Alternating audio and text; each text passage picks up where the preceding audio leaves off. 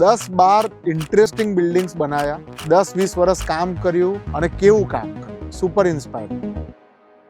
Sri Lankan architect, વર્લ્ડના ટોપ આર્કિટેક્ટ્સમાં આજે પણ જેમનું નામ છે જોફ્રી બાવા, લગભગ 38 વર્ષના કે 40 વર્ષના હતા ત્યારે એમને એવું લાગ્યું કે મને આર્કિટેક્ચર ગમે છે, આર્કિટેક્ચરલ સ્ટડીઝ કરવી જોઈએ અને 40-42 વર્ષે આર્કિટેક્ટ બને છે. શ્રીલંકા પાછા આવે છે અને શ્રીલંકામાં કેટલાક આઇકોનિક બિલ્ડિંગ્સ બનાવે છે. કંડાલામાં જે પહાડની વચ્ચે, પથ્થરની વચ્ચે હોટલ જે રિસોર્ટ છે અને એમાં રિસોર્ટના રૂમ્સમાં બી એ પથ્થર અને પહાડ મોજૂદ છે.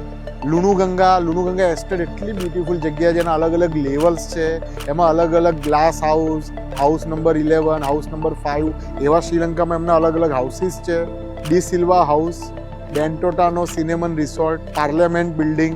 40 વર્ષે માણસે કરિયર સ્વિચ કર્યું, આર્કિટેક્ટ બન્યા, 10-20 વર્ષ કામ કર્યું અને કેવું કામ કર્યું, સુપર ઇન્સ્પાયરિંગ.